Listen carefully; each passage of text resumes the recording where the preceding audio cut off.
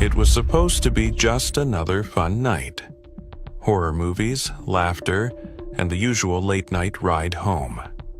Tallulah had never believed in ghosts or anything supernatural. To her, the things in horror movies stayed on the screen. But that night, something changed. As she pedaled through the quiet streets, the world around her seemed different. Quieter. Heavier. Like the darkness itself was pressing in. She turned down the familiar shortcut, the one that led past the old cemetery with the ancient church at its center. It had never unsettled her before, but now, under the weight of the night, it felt wrong. The church doors, massive and weathered with age, stood wide open, yawning like the mouth of something waiting to devour. And then she heard them. Whispers. They drifted through the air, soft at first, curling like smoke from the abyss. They weren't the hum of the wind or the creak of old wood. They were voices. Dozens of them, maybe more, murmuring just beyond the threshold. Each step toward the entrance made them louder, until the hushed tones twisted into something sharper, urgent, almost pleading. Her pulse pounded as she hesitated at the doorway. And then, a silence. The voices stopped, as if they had never been there. She stepped inside, swallowed by the church's vast, shadowy interior. The air was thick, heavy, like something unseen was watching, waiting. The wooden pews stretched into the darkness, the altar barely visible in the dim glow of moonlight filtering through stained glass. Then, suddenly, movement. A flicker in the corner of her vision, a shifting of shadows where there should be none. A cold breath of air curled against her skin. She ran. The moment her feet hit the pavement, the whispers returned. Louder, angry, following her into the night. The church doors slammed shut behind her with a deafening finality, as if whatever was inside had just missed its chance. She didn't stop pedaling until she reached home, breathless and shaking. Her parents brushed it off, just her imagination, they said. But deep down, she knew better. And even now, long after that night when the world is still and the darkness creeps in, she swears she can still hear them, whispering, calling her back.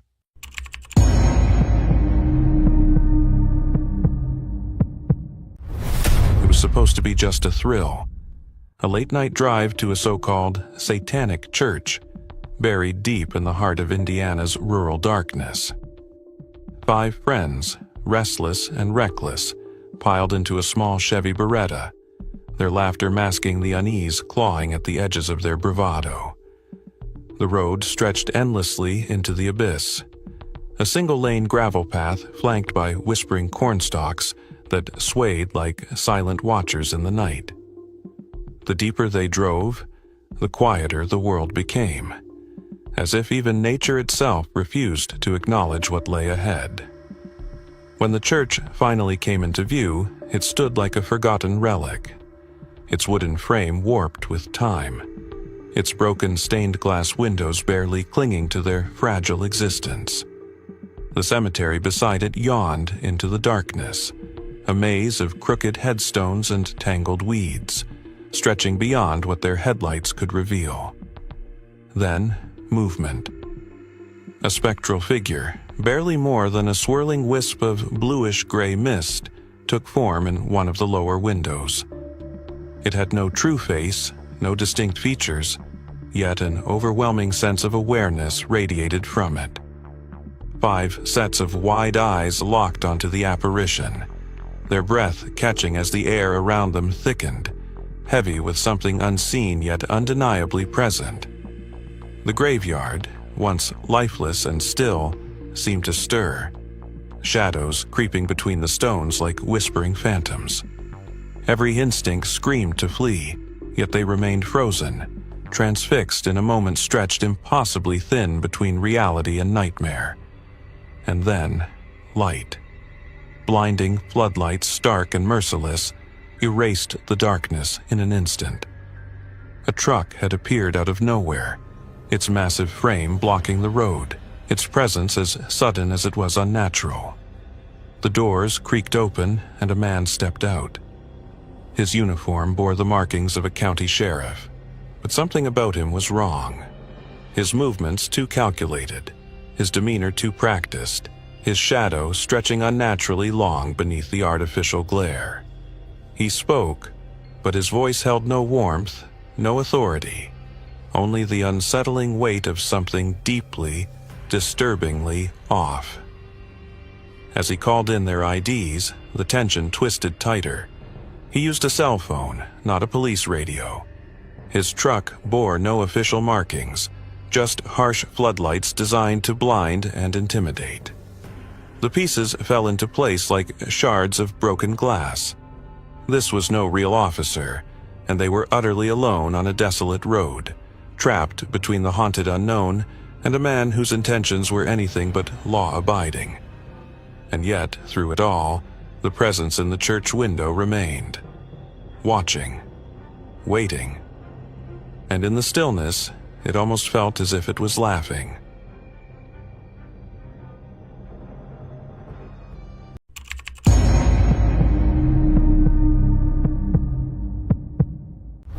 The basement had never been a place of fear. It was modern, partially above ground, and a regular hangout spot for the family.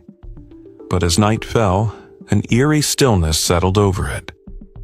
Shadows stretched longer in the storm shelter. The pantry door loomed darker, and an unseen presence seemed to seep into the walls. It started with T. He came home late, stepping through the sliding glass door into the dimly lit space. As he made his way to the bedroom, a faint rustling sound came from the pantry, subtle, almost deliberate, like a hands shifting through boxes. He ignored it, assuming one of his brothers was searching for a late-night snack. But when he reached the bedroom, he found all of them already inside, accounted for. A creeping realization set in. Who, or what, had been inside the pantry? The following night, Q stepped into the hallway for a quick trip to the bathroom. The house was quiet, the air thick with an odd, oppressive weight. As he turned his head, he froze. At the end of the hall, just beyond the exercise equipment, something moved. A figure. Long black hair, a white shirt, black shorts. He blinked, his breath catching in his throat as the shadowy form slipped silently into the storm shelter. But no one in the house matched that description. The next few days only deepened the mystery. G heard loud crashes in the storage room, the kind that made the hair on the back of his neck stand up. When he investigated, he found the door to the hot water heater room wide open, despite the fact that it was always kept shut. That small confined space was just large enough for someone, or something, to hide in. Then, one evening, G and L sat upstairs, watching a movie, when a familiar voice drifted up from the basement. It was T, speaking casually in the living room below. Confused, they went downstairs to check. The basement was empty, silent. T wasn't home. He was at work, miles away. The cold weight of dread settled over them. These weren't just random disturbances. Something was in the house, and whatever it was, it wanted to be noticed.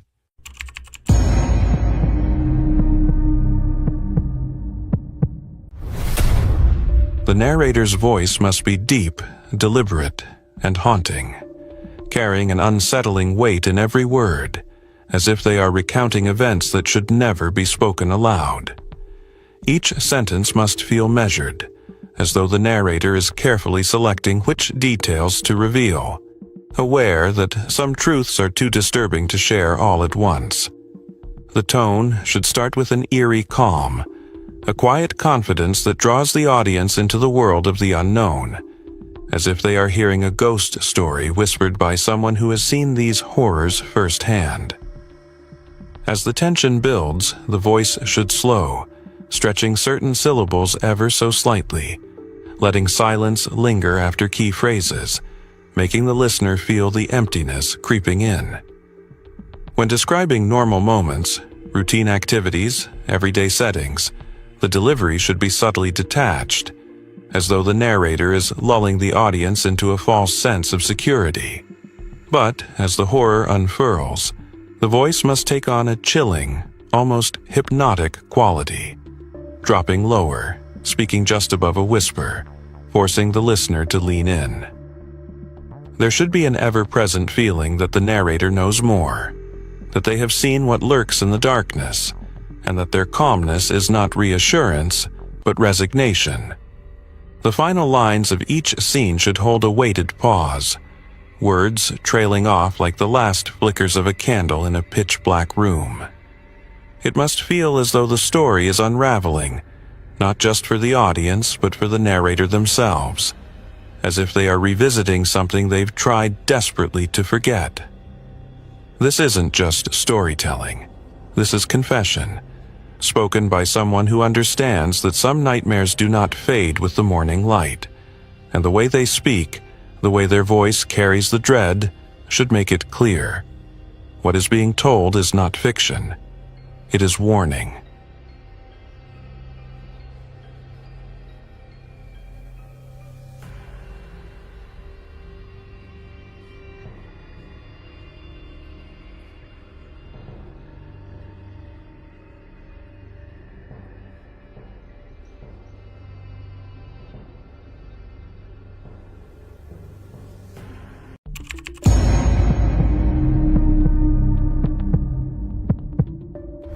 Her name was Diamond. At least, that's what was written on paper. But to her, that name felt like it belonged to another life, one that had been stolen away, twisted by fear, shaped by nightmares that never seemed to end. Now, she was Opal, a name she had given herself, a fragile shield against the horror that had followed her for years. Some nightmares fade with time. Others take root, growing deeper, stronger, until they consume everything. And her nightmare had a name. Jason. He was never supposed to be part of her life. A transfer student, someone cast out from another school, meant for those who couldn't fit into normal society. But Jason was different. He wasn't just troubled, he was something else entirely. From the moment he arrived, there was something off about him. The way he moved, slow and deliberate, like a predator studying its prey. The way he spoke, his voice calm, too calm, as he casually whispered unspeakable horrors about what he wanted to do to her. And worst of all, the way he watched. Always watching. Even when he wasn't near, she could feel his presence, lurking just out of sight, waiting. At first, she thought she was imagining it. He was just another student, another shadow in the crowd. But then the fear started creeping into every part of her life. The moments she caught him staring, unmoving, his dark, sunken eyes locked onto her even when she looked away. The quiet threats muttered under his breath, not in anger, but with certainty, like a promise waiting to be fulfilled. And then, the day that changed everything, when he told her older brother, without a hint of emotion, that he would tie up her boyfriend, kill her, and violate her lifeless body while he watched. That was the moment the nightmare became real. The moment the air in her lungs turned to ice and the walls of her world started to close in. That was the moment Jason became more than a name. He became a curse, one she couldn't escape, no matter how hard she tried. He followed her through the years, his presence never truly gone. He was outside her work, parked in a dirty truck for hours, watching. He was behind her on the street, his footsteps just a little too slow, just a little too steady. And then, when she thought she had finally left him behind, the tapping began. Night after night, soft at first, barely noticeable. But then it grew louder, more insistent, a rhythmic, unnatural sound against her window, 6.5 feet off the ground, too high for anyone to reach. And yet, something was there. Someone was there, trying to get in. She wanted to believe it was paranoia, that her mind was playing tricks on her. But when strangers at her new job started asking, "Are you Jason's girlfriend?" she realized the truth. He wasn't gone. He had never been gone. He knew where she lived. He had always known. And he was waiting, watching. Opal knew what she had to do. The police were useless, her locks were meaningless, and fear was a ghost that had long since become a part of her. There was only one choice left: to run, to erase the last traces of Diamond and become someone new. But even as she packed her bags, even as she prepared to leave everything behind, one question haunted her more than anything else. What if running wasn't enough? What if Jason didn't just want to watch anymore? What if, one night, the tapping on the window finally stopped because he had found another way inside?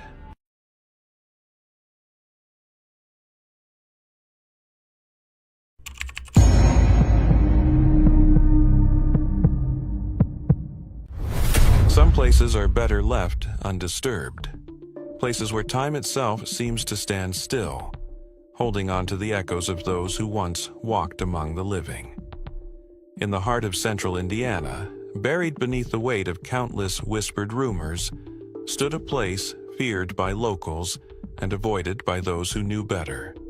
A so-called satanic church, long abandoned yet never truly empty. They said strange rituals once took place here, that shadows moved on their own among the crumbling pews and rotting wood, that those who dared to step beyond its threshold never left unchanged. But for those drawn by curiosity, by the insatiable need to know the truth, the warnings were never enough. That night, when the group of friends set out to explore the ruins, they thought the biggest threat would be their own imagination. They laughed in the car, passing around a flashlight, their voices full of nervous excitement. But as they turned onto that forgotten road, the world around them seemed to shift. The trees stood taller, their gnarled limbs stretching toward the sky like skeletal fingers. The headlights of their car barely pierced the growing mist, and an unnatural stillness settled over everything. There were no crickets, no rustling leaves, only silence, heavy and suffocating. The church came into view, its broken frame bathed in pale moonlight. Time had not been kind to it. Its steeple had collapsed, and the roof sagged inward, barely clinging to the remnants of its former glory. Yet, despite the decay, it felt aware, like something inside was watching, waiting. The friends hesitated, their bravado slipping for just a moment as they stared at the looming structure. Something felt wrong. A presence, unseen yet undeniable, pressed against them like a suffocating weight. And then, the first whisper came, so faint it could have been the wind. But it wasn't. It was something else. Something that knew they had arrived. What began as an innocent adventure would soon spiral into an unrelenting nightmare, because some doors, once opened, can never be closed.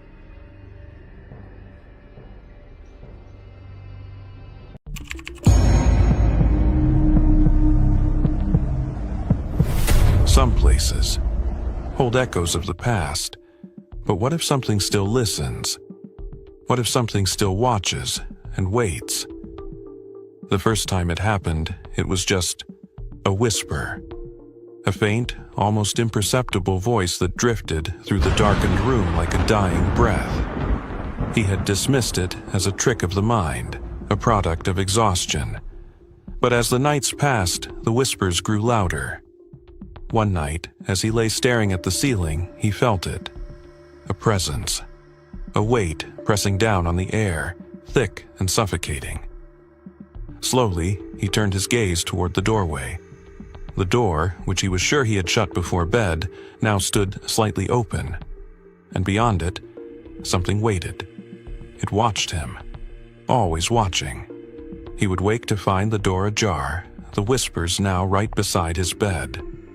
His mirror, once a simple object of reflection, now became a window to something far more sinister. One night, he caught a glimpse of them.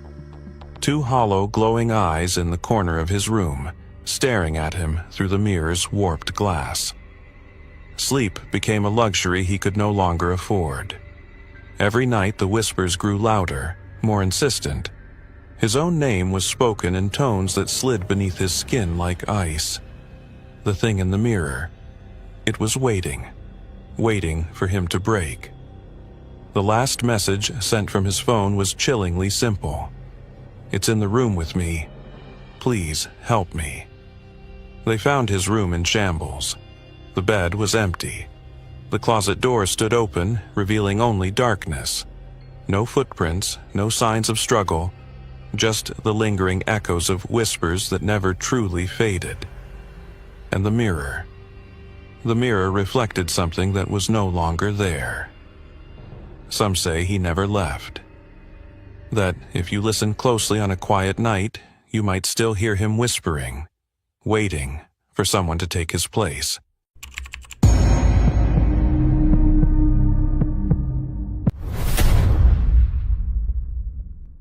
The room was still, too still.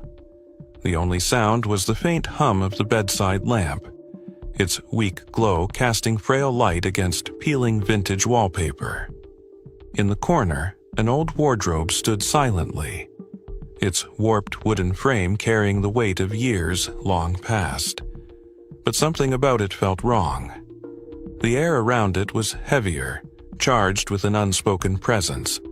And then, the door, just barely ajar, revealing a sliver of impenetrable blackness beyond. The kind of darkness that seemed to swallow the world whole. A slow, agonizing creak echoed from within, like the weary sigh of something ancient, something waking. The girl stood motionless, her breath caught in her throat. A cold dread coiled around her spine, urging her to turn away, to leave. But something pulled her forward. Curiosity? Fear? Or was it something else entirely? With a shaky breath, she raised a trembling hand, her fingertips hovering just above the edge of the door. The wood was ice cold, sending a sharp chill up her arm, and then, without warning, the door shifted. Not from her touch. It moved on its own. A deep groan of wood against wood reverberated through the room. The gap widened.